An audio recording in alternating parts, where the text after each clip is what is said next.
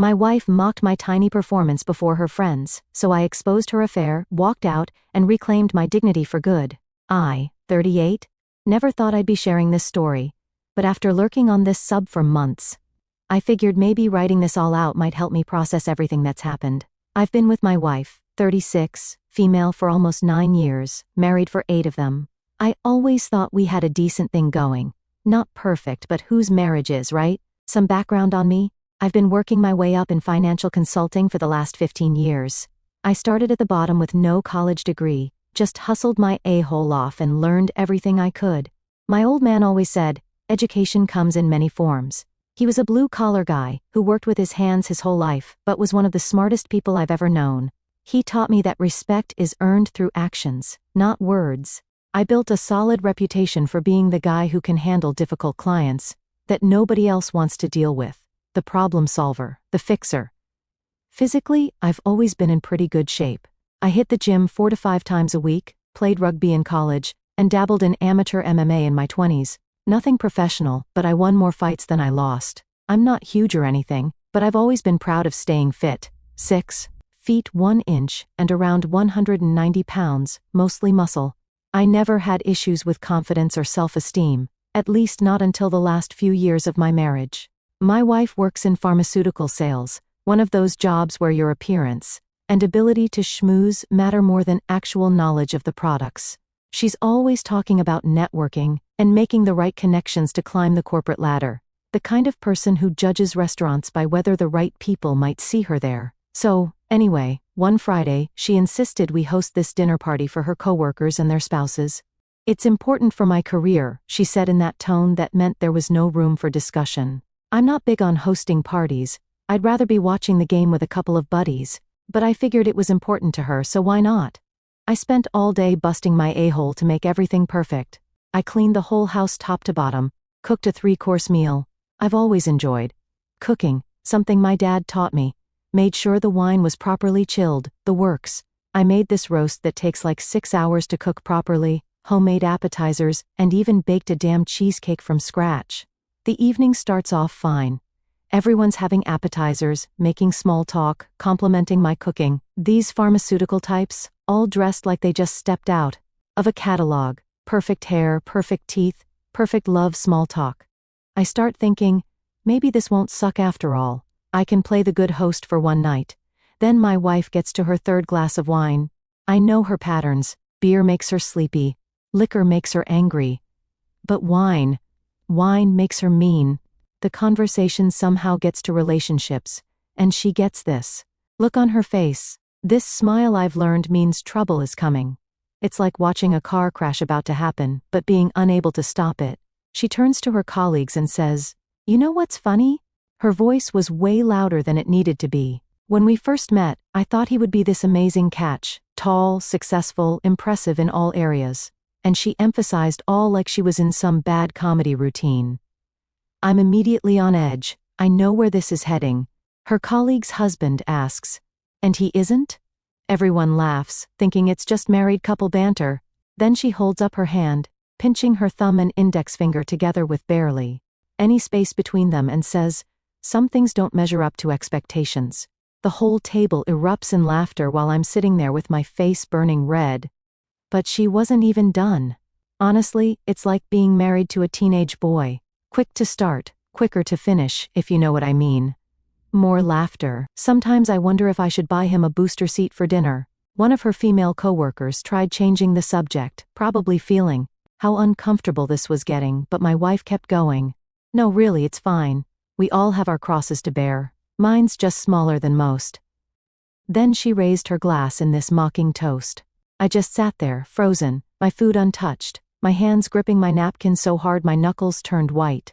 The conversation finally moved on, but the damage was done. I could see it in everyone's eyes. Pity, embarrassment, that uncomfortable awareness you can't unsee. My manhood, my confidence, my dignity, all laid out as a joke at my own dinner table. The worst part? This wasn't even the first time she'd done something like this. It was just the first time she'd done it in front of people I'd have to face again. I remember thinking, I cooked all this food, cleaned this house, and this is how she treats me? But like always, I swallowed it down, smiled through it, because that's what men are supposed to do, right? Suck it up, don't make a scene. But something broke in me that night, something that wouldn't be fixed. What hurt the most wasn't just the humiliation, it was realizing that the person who was supposed to be my closest ally, my partner, thought so little of me that she'd use my most private insecurities as dinner entertainment. I somehow made it through the rest of dinner on autopilot, clearing plates, refilling drinks, forcing smiles, making sure everyone had coffee and dessert, playing the perfect host while dying inside. But behind my smile, something was breaking. Something fundamental was shifting in how I saw my marriage, my wife, and myself. After everyone left, she acted like nothing happened. She kicked off her heels, flopped on the couch, and started scrolling through her phone. When I confronted her about it, she just dismissed my feelings completely. Oh, lighten up, it was just a joke. Everyone has these playful jabs at their partners. You're being too sensitive.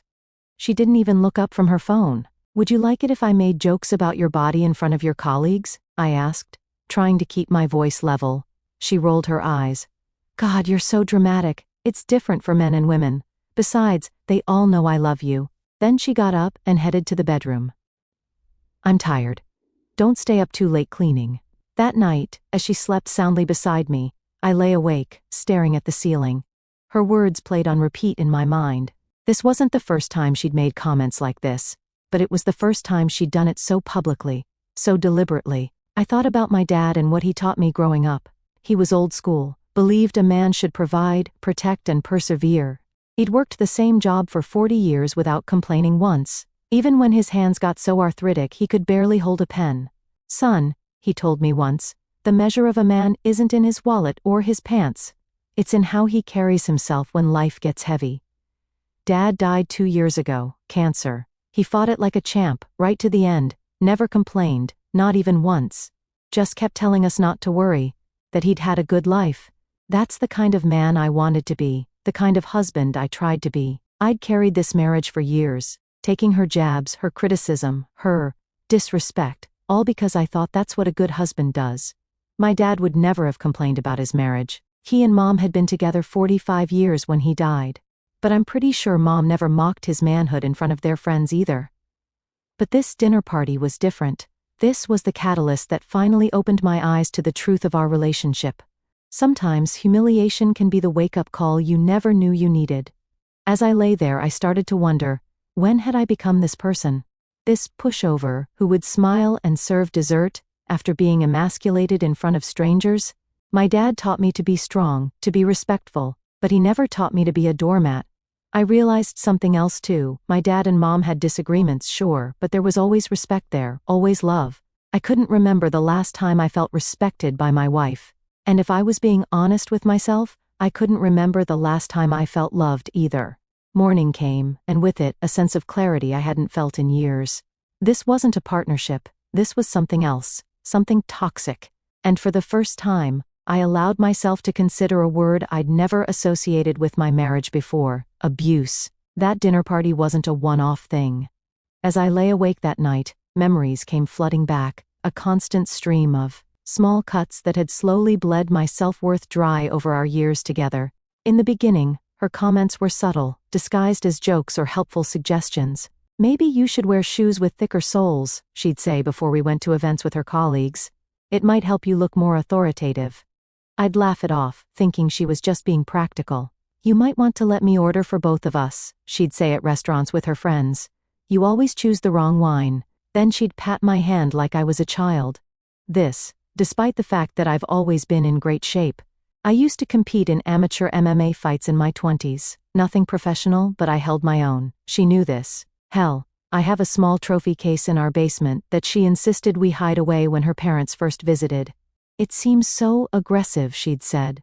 I don't want them to think you're some kind of meathead. She'd always find ways to minimize my accomplishments while highlighting her own. When I closed a big account at work, she'd say, "That's nice," and change the subject. But if she got the smallest recognition at her job, we'd have to go out to celebrate, and she'd talk about it for weeks. Then came the bedroom comments.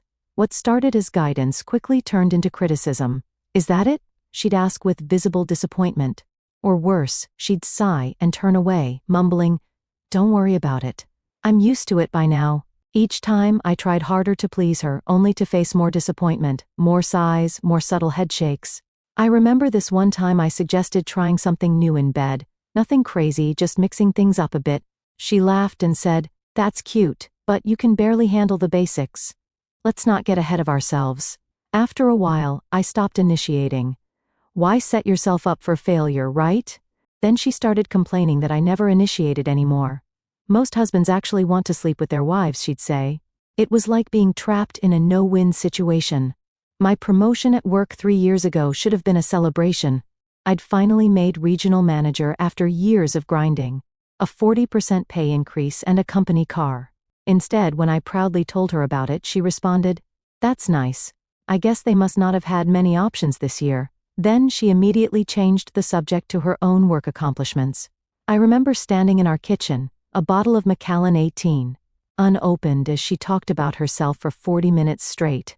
I'd bought that bottle to celebrate with her. I ended up drinking it alone in the garage a month later while working on my project car, a '69 Camaro I'd been restoring for years.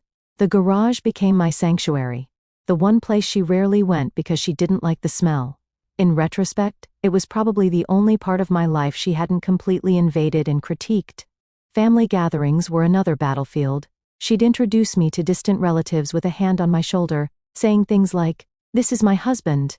He's not what I expected when I dreamed about marriage as a little girl, but we make do, don't we, honey?"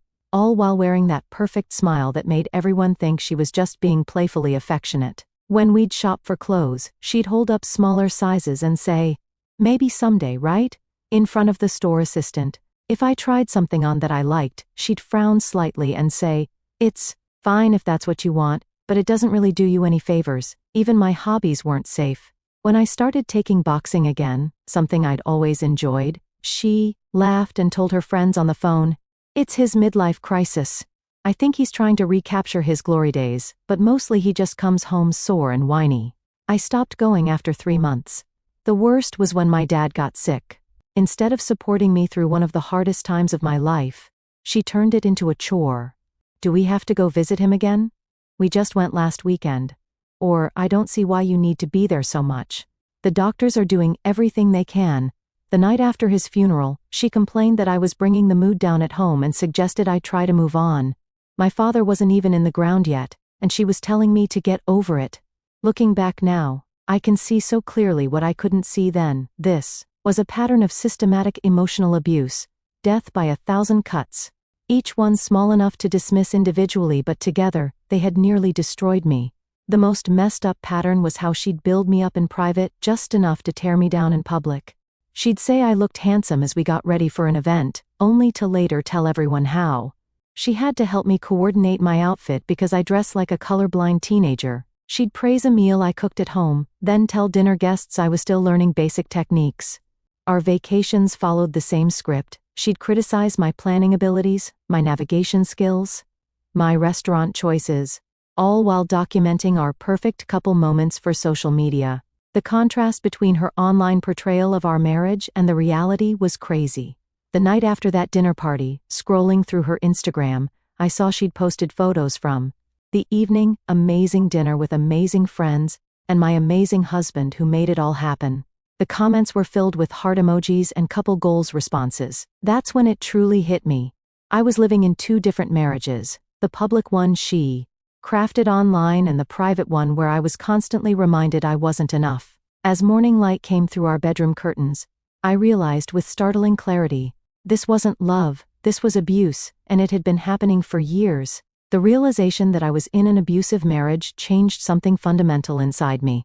For the first time, I started paying attention to the little things I'd been ignoring, like how protective she was with her phone, how she'd always turn it face down when I entered the room, how she'd step outside to take certain calls, claiming they were work-related, even at 10 p.m. on weekends. I'd never been the jealous type. I trusted her completely, even when friends hinted I maybe shouldn't. All those overnight conferences my buddy Mike had said once, "Just seems convenient." I'd shut him down immediately. "She's not like that," I'd insisted. "Her career is important to her." 2 days after the dinner party, she left her phone on the kitchen counter while taking a shower. It buzzed repeatedly with incoming messages. I'd never snooped before, Trust had always been important to me, even when I was the only one practicing it. But something made me look this time. The lock screen showed messages from someone saved as JY. Regional training. Missing you already, baby. Last night was incredible. Still feel you on me. When can you get away again? Need more of that a-hole. My hands were shaking as I picked up her phone. By some bitter coincidence, she hadn't changed her password since we'd set up each other's phones years ago. I opened the message thread and felt the room spin around me. Hundreds of messages stretched back months, explicit photos, detailed accounts of hotel meetups, plans for their next encounter. This gym guy wasn't even her coworker like I'd first thought.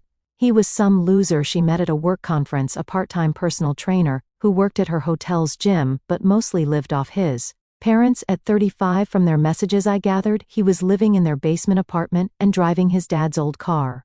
They had inside jokes about me, about my job, about my performance in bed, about how clueless I was.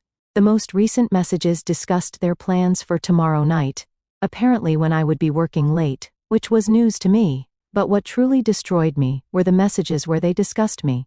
He has no idea, she'd written, too busy trying to please me to notice anything. Jim had asked if she felt guilty for being with a real man for once. He should thank me for staying with him this long, she replied. At least Jim knows how to use what he's got. Even if all he's got is a big D and not much else, lol. I scrolled further back, finding messages from the night of the dinner party. He just sits there and takes it, she'd written. I practically called him tiny and inadequate in front of everyone, and he still served dessert with a smile. It's almost too easy. Jim responded, that's because he knows he can't do better than you. Bet he jerks off thinking about you loving a real man. There were pictures too, comparing us, explicit details about how much bigger and better Jim was, how he could go all night, while I couldn't last 5 minutes, how she'd come home from their meetups and lie next to me, still feeling him inside her. I felt sick, I felt rage. But mostly, I felt a strange cold clarity that I hadn't felt in years. I kept reading, unable to stop myself. The messages went back 7 months, almost to the day, but there were references to others before Jim, mentions of a David and someone called T, who apparently had been fun while it lasted. My entire marriage flashed before my eyes, all those late nights at the office, the weekend conferences, the girls' trips.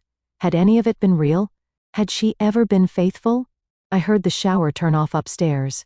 With mechanical precision, I took screenshots of key conversations, texted them to myself, then deleted the messages from her phone.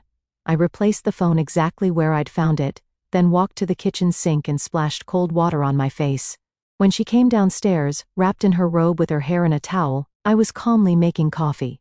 Sleep well? I asked, my voice surprisingly steady. Like a baby, she replied, completely unaware that her world was about to come crashing down. I printed key documents and screenshots, securing them in a folder. Then I called my buddy Mike, asking if I could stay at his place for a few days. Mike and I go way back to high school. He's the kind of friend who would help you bury a body and never ask questions.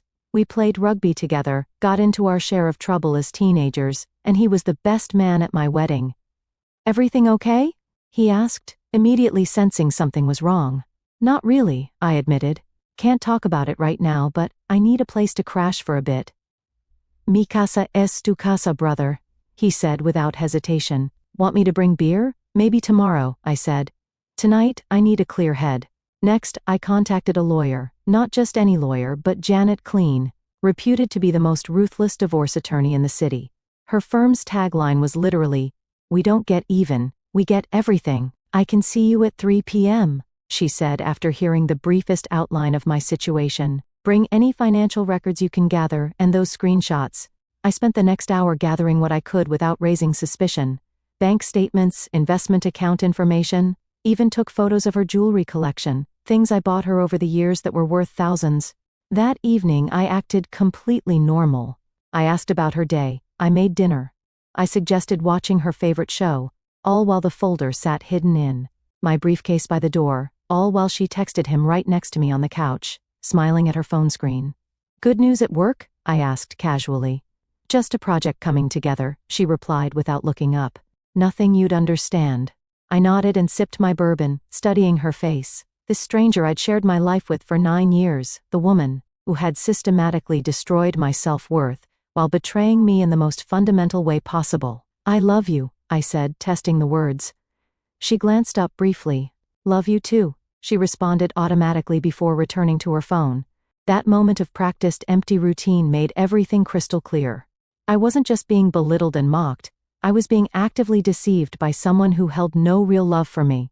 And for the first time since this nightmare began, I felt something unexpected rising. Within me, not heartbreak, not even anger, but a cool, clarifying resolve. It was time to end the charade. I'm not going to lie. Part of me wanted to confront her right then, to throw her phone against the wall and watch her face as I laid out every detail I knew. The old me, the fighter who never backed down from a challenge, was screaming to be let loose. But the strategist in me, the part that had helped me climb from entry-level to regional manager, knew better. This wasn't a bar fight, this was psychological warfare, and I needed to be smart. So I waited, and I planned. The meeting with Janet went exactly as I'd hoped.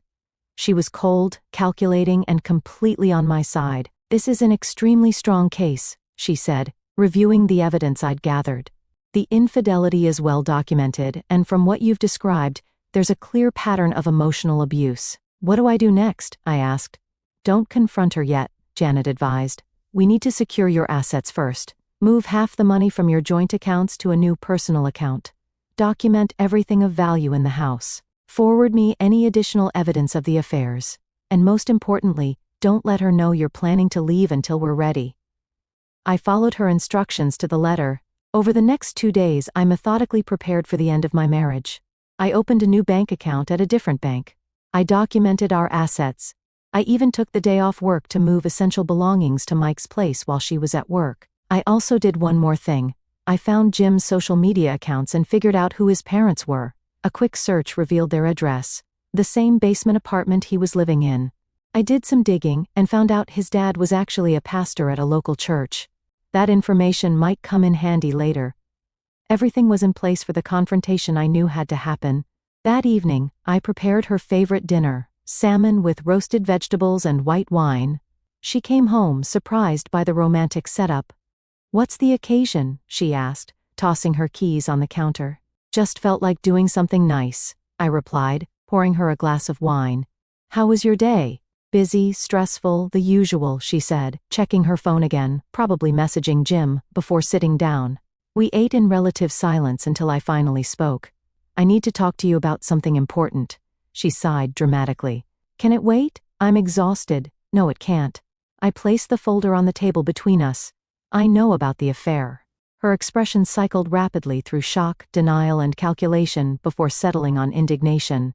What are you talking about? I opened the folder and laid out the evidence piece by piece, the hotel receipts, the text message screenshots, the restaurant bills, the phone records. You went through my phone? She snapped, attempting to flip the script. That's a complete invasion of privacy. Yes, I did, I admitted calmly. After years of your emotional abuse and public humiliation, I finally listened to my instincts. She laughed incredulously. Abuse? Are you serious right now? I've supported you through everything. You've belittled me at every opportunity, I countered. You've mocked my height, my performance in bed, my career, all while sleeping with some deadbeat who lives in his parents' basement. Her eyes widened. You don't know anything about Jim. I know enough. I know he's 35 and lives with mommy and daddy. I know his father's a pastor, who would probably be fascinated to learn what his son has been up to. I know he's not even on your company payroll, despite you listing him as a work contact. Her strategy shifted instantly. Tears formed in her eyes. I made a mistake. It didn't mean anything. We can work through this. The affair is just one part of why this marriage is over, I explained, maintaining my composure.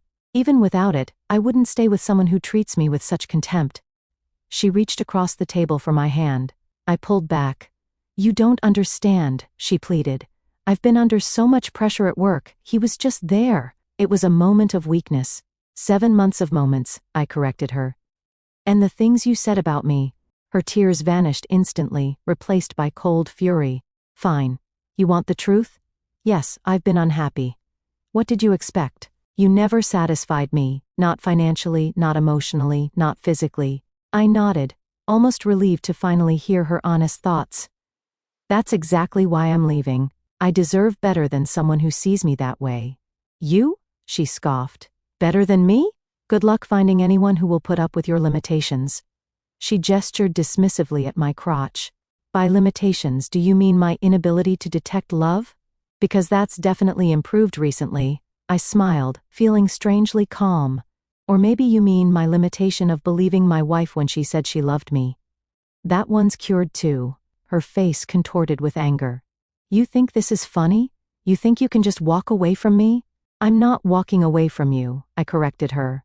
I'm walking away from this. I gestured between us. This isn't a marriage, it's a performance, and I'm done playing my part. In that moment, looking at her beautiful face twisted with cruelty, I felt a strange sense of peace.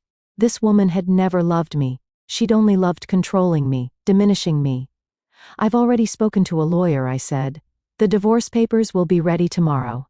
I'll be staying elsewhere until it's finalized. Her expression changed again, panic breaking through the contempt. You can't be serious. Where will you go? What will people think? I don't care what people think anymore, I replied, standing up. That was always your concern, not mine. As I moved toward the door where I'd stashed my overnight bag earlier, she rushed after me, grabbing my arm. Wait, we need to talk about this. You can't just throw away 9 years. I removed her hand firmly. You threw them away. One comment, one lie, one betrayal at a time. You'll never make it without me, she hissed. Her mask completely fallen now. You were nothing when I met you. I made you who you are. I laughed at that, genuinely amused. Is that what you tell yourself? That the regional manager with his own house and car was nothing? That the guy everyone at work respects was nothing? That's some impressive revisionist history. Where will you go? She demanded again. That's no longer your concern, I said simply. For the first time in our marriage, I saw something new in her eyes. Not love, not affection, but a stunned recognition that I was no longer under her control. You'll regret this, she whispered. You'll never find anyone like me. I smiled genuinely. That's exactly what I'm counting on. I walked out of our house that night with just a duffel bag and my laptop. The cool evening air felt like freedom against my face. Mike was waiting in his truck at the end of the block. I'd arranged everything down to the minute. She followed me to the porch, her voice shifting between rage and desperation. You think this is some kind of movie moment? She shouted. You think you're teaching me a lesson? Get back inside. I kept walking, not looking back. Her voice changed again. Please, she called, softer now. I'm sorry, we can fix this. I'll go to therapy. I'll do whatever you want. For a second, my steps faltered, 9 years of habit nearly pulling me back into her orbit. She doesn't look happy, Mike observed as we drove away. She's not used to losing control, I replied. Later that night, after a few beers at Mike's place, he finally asked the question I knew was coming. What happened, man? I thought you guys were solid. I showed him some of the screenshots. His face darkened as he read them. Jesus Christ, he muttered. What a witch psycho. I always thought there was something off about her, but this is next level. Yeah, I agreed, taking another swig of beer. The crazy thing is, I didn't even see it until now. It's like I've been underwater for years, and I just finally came up for air. Mike put his hand on my shoulder. You're going to be okay, brother. You're staying here as long as you need. And when you're ready, we're going to go out and celebrate your freedom. The next 3 days were a blur of practical matters. My lawyer expedited the divorce papers. I opened new accounts. I arranged for a moving company to collect my remaining possessions while she was at work. I found a small apartment and signed a 6-month lease. Throughout it all, my phone never stopped. Her messages came in waves, angry, then pleading, then threatening, then bargaining. You can't do this to me. 3:47 a.m. Please come home and talk about this. 4:12 a.m. If you go through with this, I'll make sure everyone knows what a failure you are in bed. 7:03 a.m. I didn't mean it, baby. I was just angry. I love you so much. Please call me 11:30 am. I didn't respond to any of them. My lawyer had advised against it, and frankly, I had nothing left to say. She showed up at my office, creating a scene that only reinforced my decision. My assistant had to call security to escort her out. My boss called me into his office afterward. Is everything okay? He asked, concerned. That seemed intense. I took a deep breath and decided to be honest. I'm getting divorced. Found out my wife has been cheating on me, among other issues. To my surprise, he nodded sympathetically. Been there. My first wife had an affair with our neighbor. Worst time of my life, but trust me, it gets better. I hope so, I said. Take whatever time you need, he offered. And if you need someone to talk to who's been through it, my door's open. She sent her sister to talk sense into me, which backfired when her sister, after hearing the full story, quietly told me she understood my decision. She's always been like this, her sister confessed. She did the same thing to her college boyfriend, made him feel worthless until he believed it. Why didn't you ever say anything? I asked. Her sister looked down, ashamed. I tried once, she didn't speak to me for a year afterward. I guess I was a coward. I didn't stop there though. Remember how I mentioned Jim's dad was a pastor? Well, I sent an anonymous package to his church with printouts of some of the more explicit messages between Jim and my wife, nothing identifying her directly, but enough that his parents would know what their precious boy was up to. Breaking up. A marriage and living a lifestyle that directly contradicted their teachings. Was it petty? Maybe. But sometimes karma needs a little help. On the fourth day, I returned to the house with a police escort to collect some personal items. I didn't trust the movers with family photos, heirlooms from my parents, important documents. She was waiting, eyes red and puffy. You called the police on me? She hissed as I entered. I'm just here for my things, I said, moving past her to her bedroom. She followed me, watching silently as I collected what remained of my life before her. What about all the good times? She finally asked. You're just throwing everything away? I paused, considering my answer carefully. You did that when you decided I wasn't enough. You never said it. You showed it every day in 1,000 tiny ways. For the first time, she seemed to have no response. She stood in the doorway, diminished somehow, as I carried my box toward the front door. As I reached the threshold, she made one last attempt. Your name is still on the mortgage, she said. You're still responsible for half. I nodded. The lawyer will sort that out. Sell the house if you need to. I can't afford it alone, she admitted. Vulnerability breaking through her armor. That's not my problem anymore. Her face contorted with a flash of the old contempt. This is exactly why I needed someone else.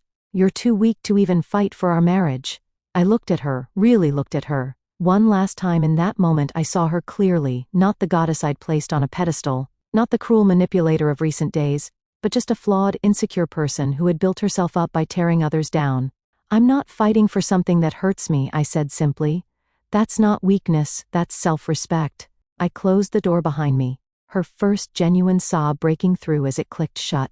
The sound followed me down the walkway, raw, uncontrolled, and strangely satisfying. In the police officer's car, I exhaled fully for what felt like the first time in years. My phone buzzed again with her incoming call. I turned it off. All good? The officer asked. Getting there, I replied, watching our house shrink in the side mirrors as we drove away. The officer, an older guy with graying temples, nodded knowingly.